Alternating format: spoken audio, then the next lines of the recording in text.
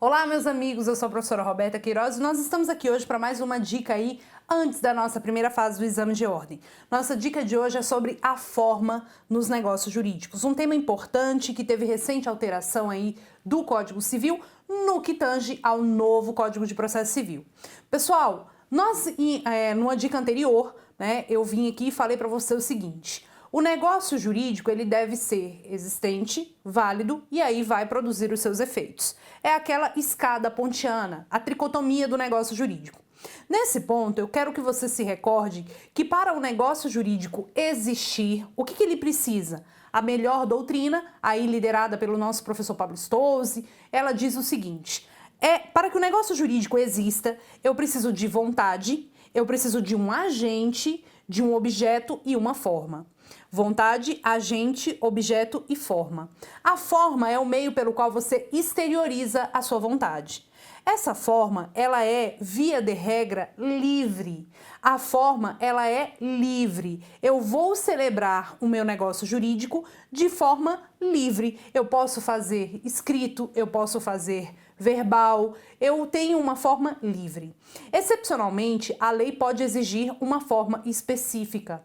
E quando a lei exige uma forma específica ou proíbe uma determinada forma, você tem que respeitar, sob pena de se ter aí um negócio jurídico inválido na modalidade de nulidade, lá do artigo 166 do Código Civil.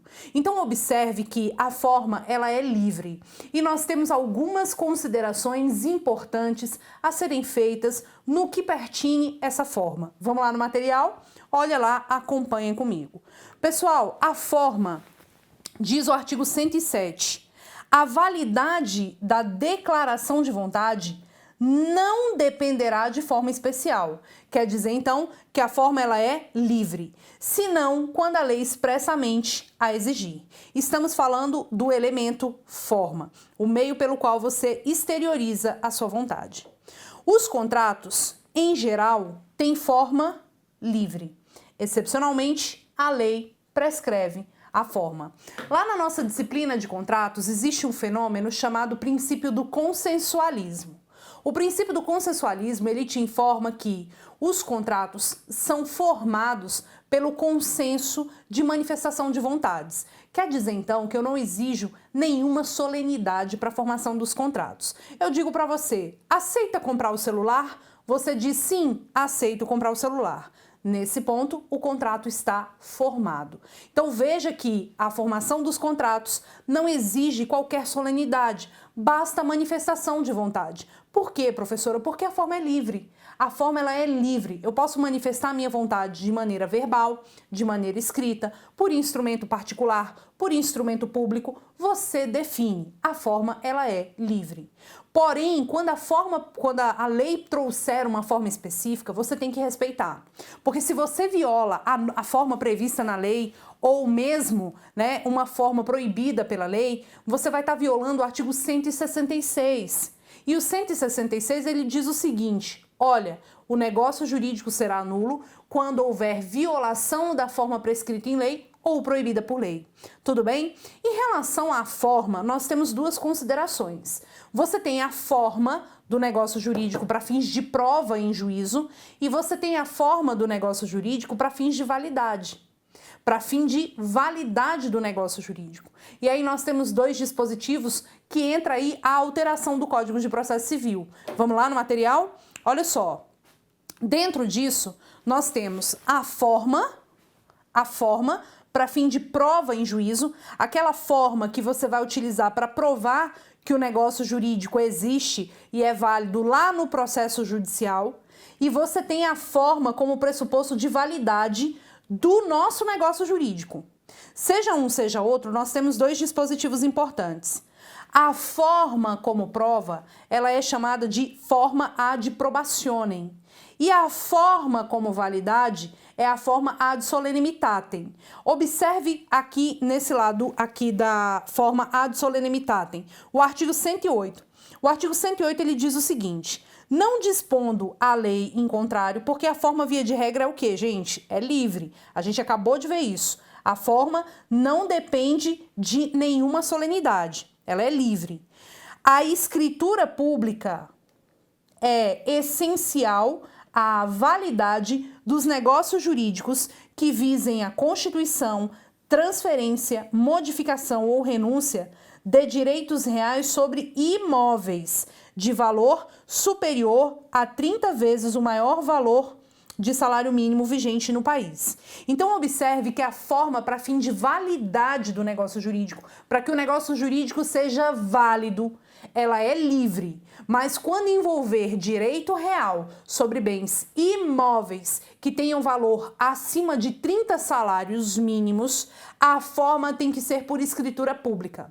Os direitos reais estão elencados no artigo 1225 do Código Civil e você tem aí como exemplo genuíno de direito real a propriedade. Então, se excepcionalmente na sua prova cai alguma coisa relacionado a direito de propriedade sobre bens imóveis de valores acima de 30 salários mínimos, você já tem que observar que para essa transferência aí ser válida, eu preciso realizar o negócio jurídico por escritura pública, que é aquele documento confeccionado lá no cartório. Tudo bem? Show de bola.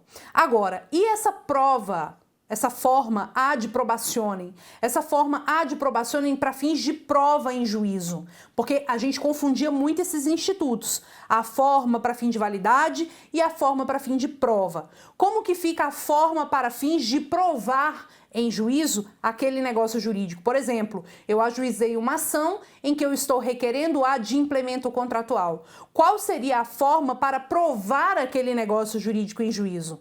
Porque para validade, você já tem aqui o dispositivo pertinente, a forma ad solemnitatem. Mas e para provar aquele negócio jurídico em juízo? Como é que ficava essa história? Vamos lá no material. O artigo 227, ele menciona o seguinte: salvo casos expressos, a prova exclusivamente testemunhal só se admite nos negócios jurídicos cujo valor não ultrapasse o décuplo do valor do maior salário mínimo vigente no país ao tempo em que foram celebrados. Essa é a forma ad probationem, o artigo 227 do Código Civil.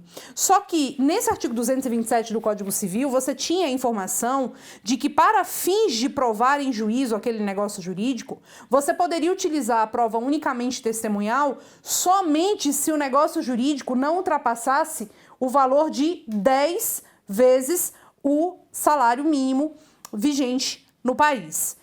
Esse dispositivo, ele foi revogado pelo Código de Processo Civil, gente. Esse dispositivo, você tem que pegar o seu código aí atualizado, ele foi revogado pelo Código de Processo Civil no artigo 442.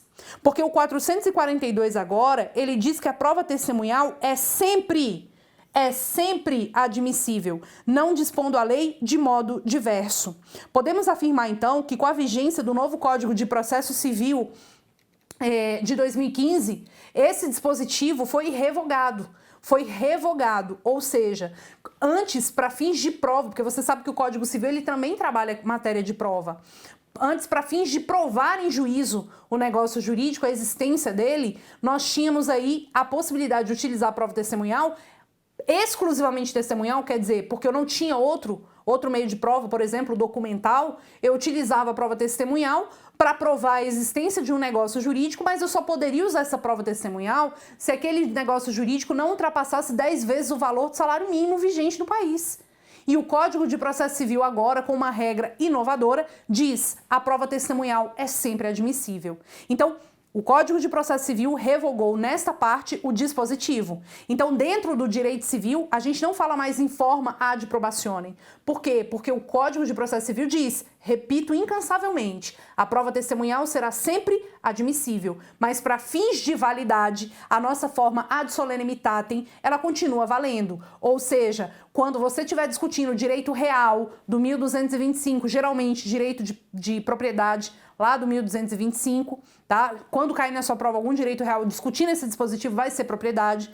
E aí ele diz o seguinte: para discutir direito real sobre bens imóveis, cujo valor seja acima de 30 salários mínimos vigentes, a forma ad solenitatem, a forma de solenidade, a forma exigida é a forma o quê, gente? De por escritura pública prescrita em lei, sob pena de nulidade, porque o artigo 166 diz: são negócios jurídicos nulos aqueles que não respeitam a forma exigida pela lei. E tem um detalhe a mais, tem um último detalhe, uma última informação. Volta lá no material. A última informação é que, independentemente do valor, não se exige escritura pública para celebrar contrato de promessa de compra e venda, promessa, que tenha por objeto a aquisição de imóvel sujeito ao sistema financeiro habitacional. Artigo 61 da 4380 de 64. Tudo bem? Essa foi a minha dica número 9. Eu volto em seguida com a dica número 10. Espero você. Até a próxima.